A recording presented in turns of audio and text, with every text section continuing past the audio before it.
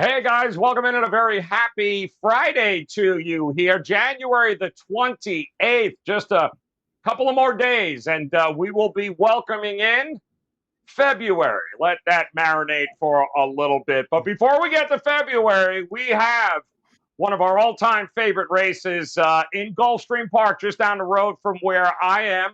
And that, of course, is the Pegasus World Cup. And here to break down this big race, who better than Marco, D'Angelo, and Sig in the house here? The Pony Pundits ready to rock. It is time, gentlemen. The Pegasus always kind of signals, Marco, like we're getting closer. It's the kickoff. We're going to get to make fun of a lot of billionaire owners who are going to be freezing their asses off this weekend. It's going to be a whole lot of fun. Talk to me, though. The Pegasus really on how you rate where it goes. The Pegasus, whole lot of money for rich people, though. But, man, the world's best are showing up here in South Florida, aren't they? Oh, absolutely. Just look how big this race is. We brought in Don Johnson from Miami Vice to host the show. It doesn't get any bigger than this. So, hey, we're going for $3 million. And as we break the race down, we're going to talk about it. Centers all around two horses. They both like the same style.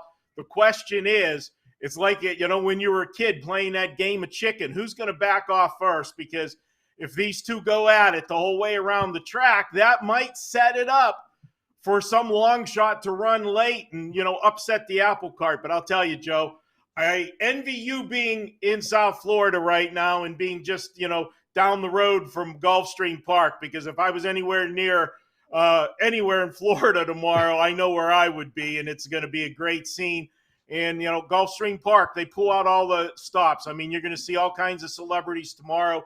As far as celebrities go, this race is as big as the Kentucky Derby for Florida. So it'll be fun.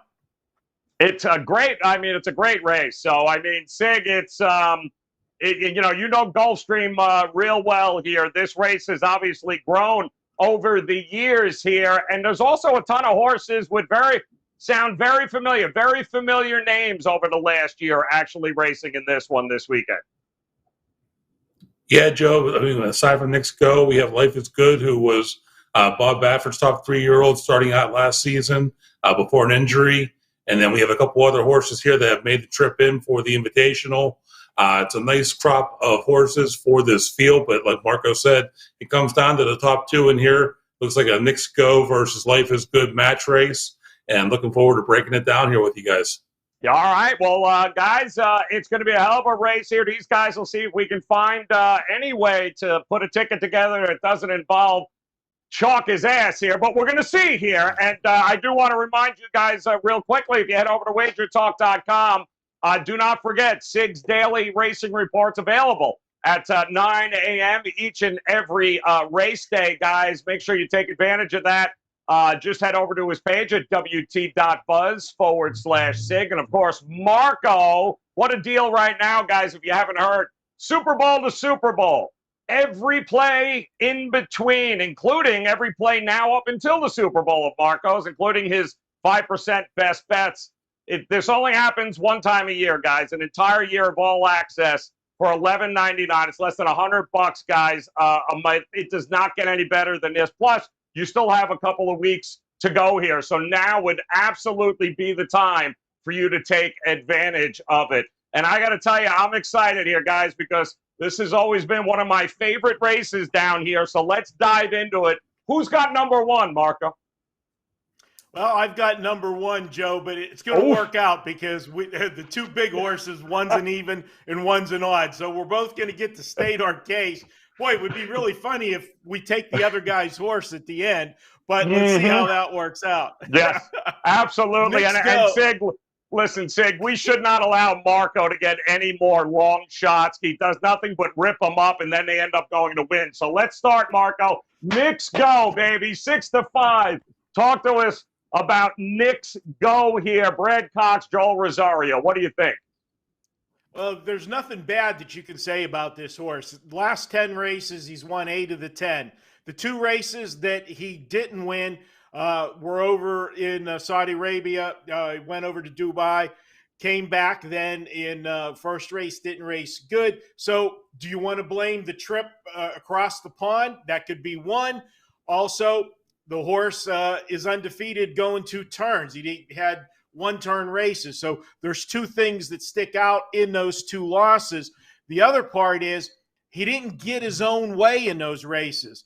That's one thing about Knicks Go. He has got a ton of speed, and he can go forever. He's one of those type of horses that we call when they're on the front end, he'll bottom a field out. You know, a lot of times horses that go on the front end, they bust out of the gate to grab the lead, and then in the middle part of the race, they try to get a breather and back the fractions down a little bit so they can sprint home. This is a horse that has gears. He just keeps grinding those, 12-second furlongs or sub 12 seconds.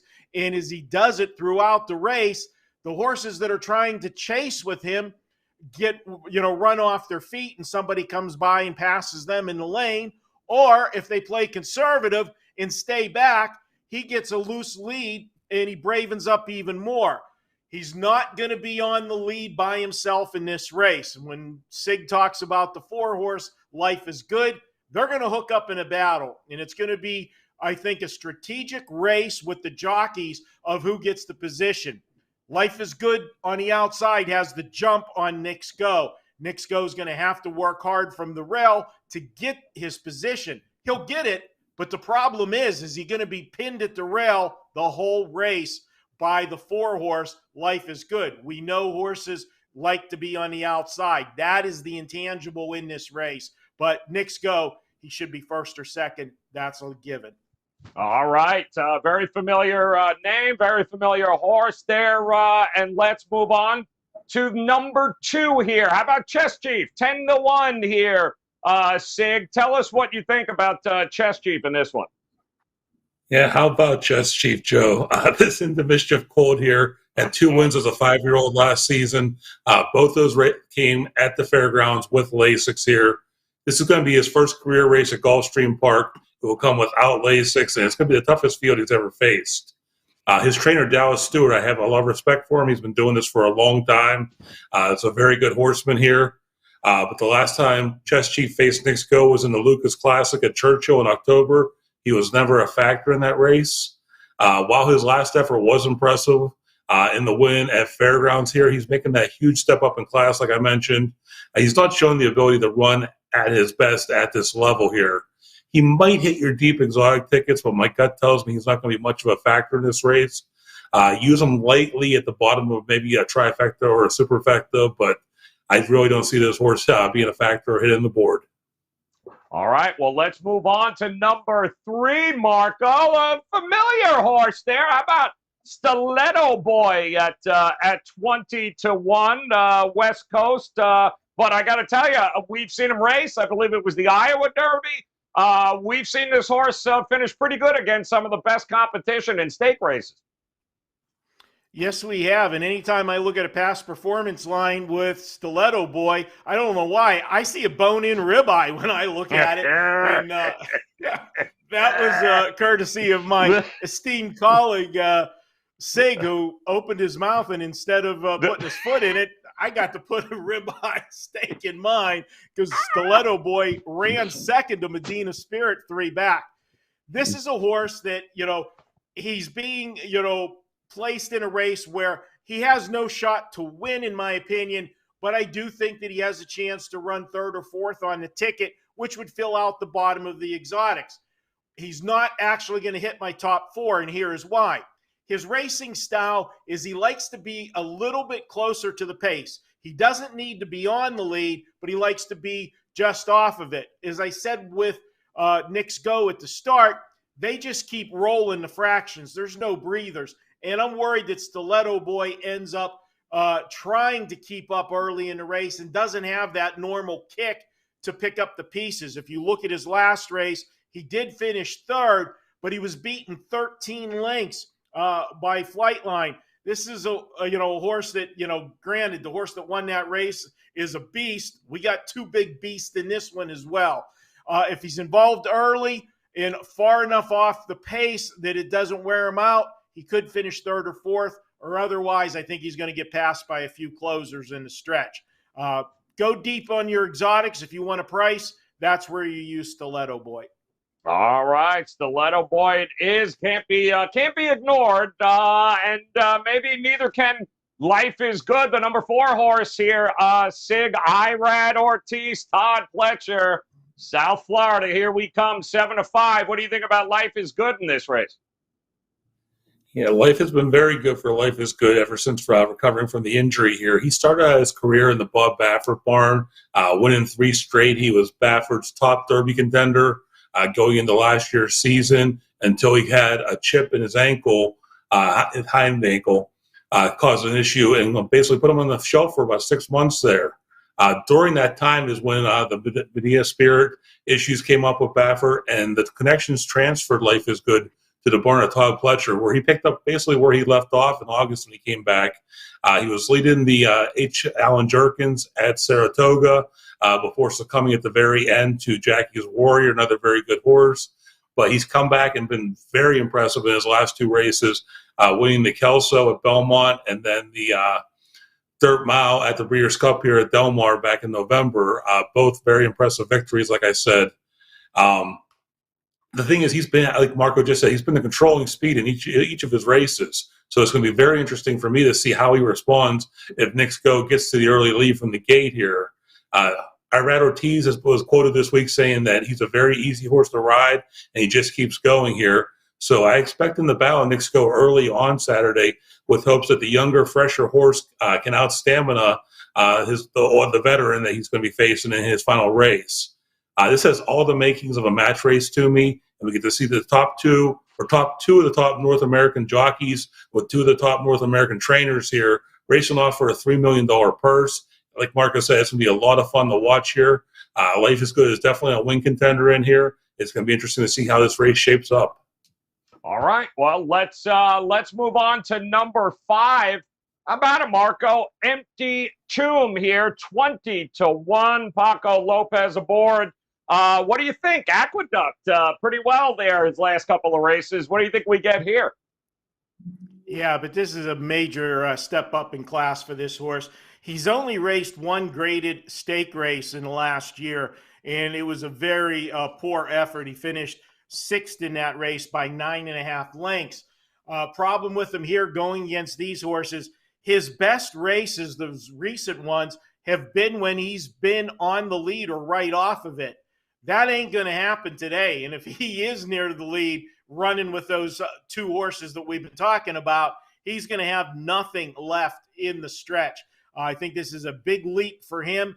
The one thing I will say is if you look at the trainer of this horse, Robert Falcone, he's only had 16 starts in the last 30 days, but he's got a win rate of 44% right now over the last 30 days. So definitely a hot trainer, but this one has been very ambitiously placed into the Pegasus.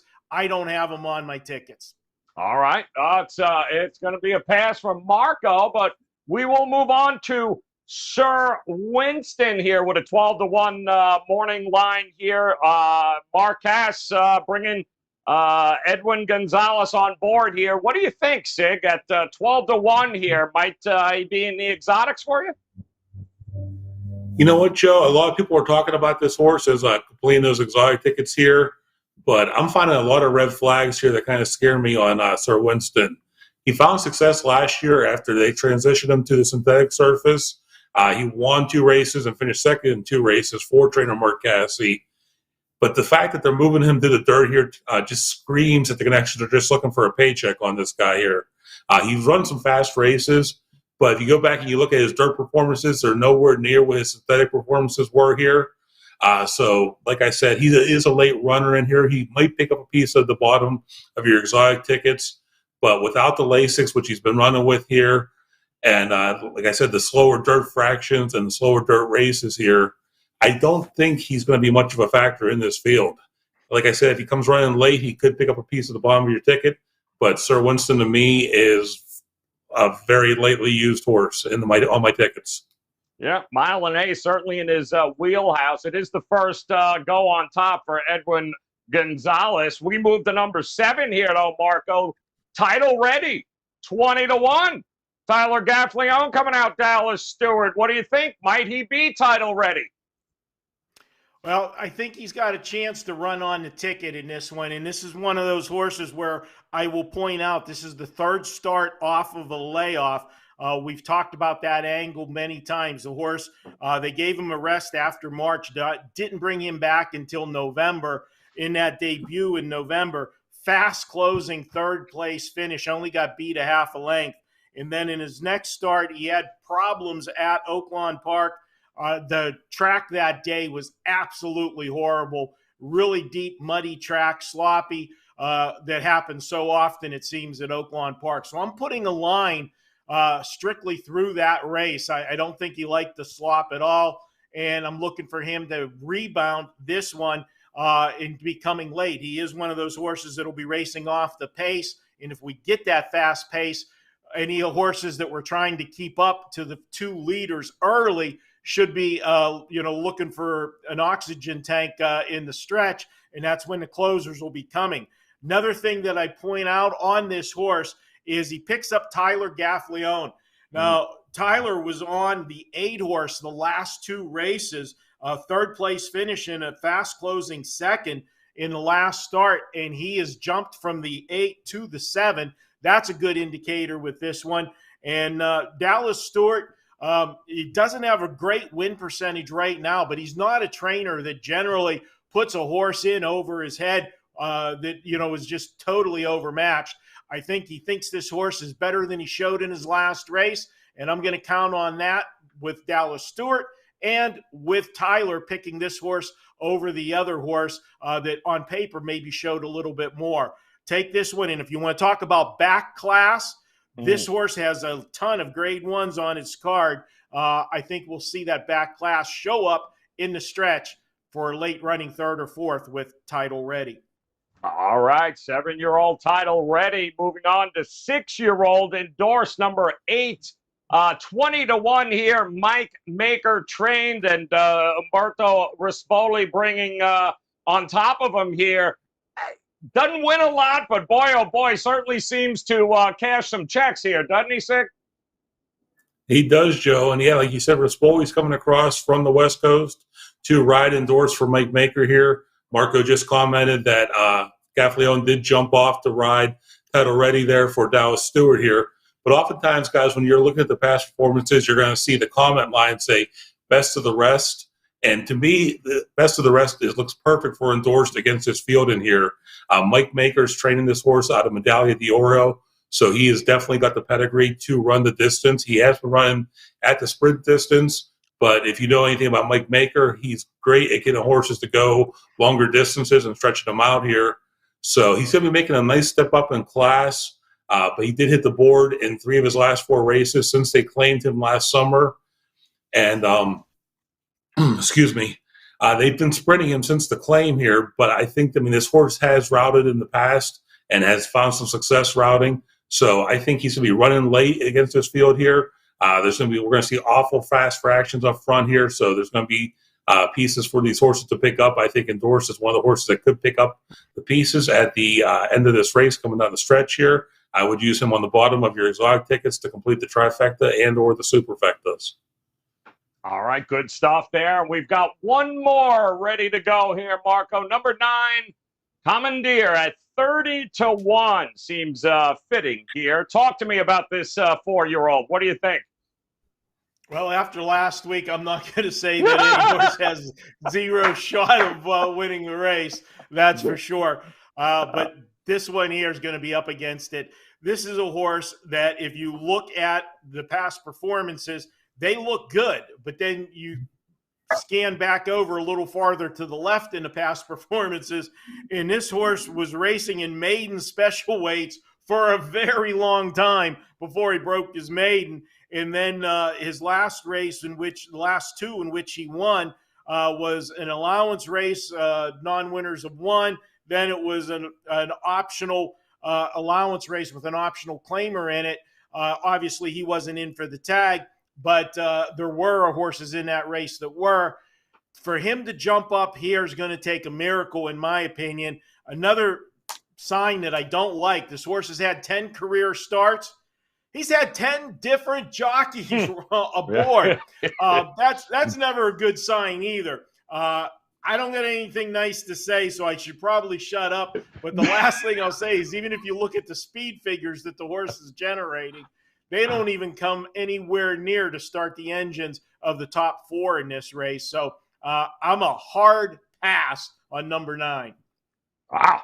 You won at Laurel Park. Doesn't put him in the contention for you, Marco? What's wrong with you? All right, so the Pegasus guys, what a day of racing at Gulfstream Park tomorrow. Great opportunity to cash some tickets here. And speaking of tickets, it's time to figure out exactly in this 9-horse field what these guys' ticket might look like. So, Marco, kick us off here, man. What's your ticket look like here for the Pegasus? Well, I hope after the race is over, life is going to be good for me, because I'm putting life is good on top. And I'll tell you when life really got good for this horse is when he got shipped over to Todd Pletcher. 2 things happened with that. He got out of the black cloud of Bob Baffert, and he got rid of Mike Smith. Mike Smith did make one more ride on this horse the first start for Todd Pletcher. But since then, it's Iriad Ortiz, and that's key in this race. Both horses want the lead. Now, whenever you have 2 speed horses, when they break out of the gate, the outside horse has the advantage because he's breaking from the outside. The other horse is going to have to leave hard. Granted, coming out of the 1 post, he's going to have straight shot up the rail, but it's going to be a strategic race. And I think Ortiz is the more aggressive jock. And by that, I mean he's not going to have a problem leaning in to Knicks Go. Knicks Go has not been challenged, and when he hasn't answered the bell. He's going to be challenged here, and I think Ortiz is going to try to keep him pinned down at the rail. And we know, if you've watched him over the years, any of his drives, this guy probably gets more inquiries for the way he rides than any other jockey in the country. Not that he's dangerous, he's just aggressive, and he will put him into the fence, so to speak. And I don't think Knicks Go will respond well if that happens. So I'm putting Life is Good on top, Knicks Go second. The horse I'm putting third, and if these 2 horses on the front end get stupid, Sir Winston has a big shot of closing in this race. Now, I know my esteemed colleague didn't like the fact that this horse was coming off a synthetic and now racing on a dirt. They had him up there getting him tight and getting him ready. This horse had a long layoff. He is a 6-year-old. Generally, you do not put 6-year-old horses on the shelf for a year. When they get to that point, if they're still a stallion, which this horse is, you might start thinking about breeding. But they thought enough of this horse and said he's got enough left talent-wise that we can still make money with him on the racetrack, that they brought him back from September 1st of 2020. He was off until August 19th last year. His first debut, it was a win. Granted, it was a soft race, but it was a win. His second start back at Woodbine, they put him in a grade 3 stakes. He finished second, closing fast. In his next race at Woodbine, another grade 2 stakes, fast closing second, beating a half length. And last time out, he got to the winner's circle in a grade 3 stakes. Now, granted, this is a jump in class to grade 1, but remember, a few years ago, 3 years ago, this horse ran on a dirt track and ran a monster race, and I had him that day, and that was in the Belmont. So this horse can race on dirt, and he did it at Big Sandy. If you want to talk about a tiring track, Belmont, he'll have no problem with that. I see him passing horses in the lane. That's my price horse on the ticket. And then I threw to run 4th, Title Ready, as I mentioned in my breakdown, 3rd start off the layoff, and the jockey choice of taking Title Ready over the 8 put him on my ticket. So for me, it's 4, 1, 6, 7. All right, 4, 1, 6, and 7 for Marco in the Pegasus. Sig, you agree? You disagree? What do you got going for us here on your card? Well, Joe, before I get to my selections, I just want to thank Marco for all of the viewers for wasting 2 minutes of our life talking about Commandeer, who should have just said, toss this horse who does not belong in the race. No, you have to give us 2 minutes of how Commandeer could be a possible horse. Just call me midnight, okay? He had to, Marco. He had to. I did have to. But guys, let's get to my selections here for the Pegasus World Cup. I disagree with Marco. I did go with Knicks Go here. He's racing the final race of his career here. Trainer Brad Cox is going to have him very well tuned up here. He's only not won 2 races out of those 10 career starts since he moved to the Cox Barn for his 4-year-old season here.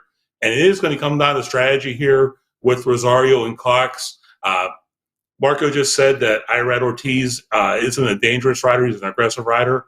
He was suspended for 30 days by the NYRA last month for aggressive riding here. So he did miss a lot of time between injuries and the suspension of the Gulfstream meet. He definitely won't be the leading jockey come the end of March here for the Gulfstream meet, which he normally does win that title here. But Knicks Go has faced some great competition here, guys. You look at his past performances here, you see names like Max Field, Medina Spirit, Independence Hall, who's by my standards. So, I mean, he's faced all comers. He's picked them up. He's put them down.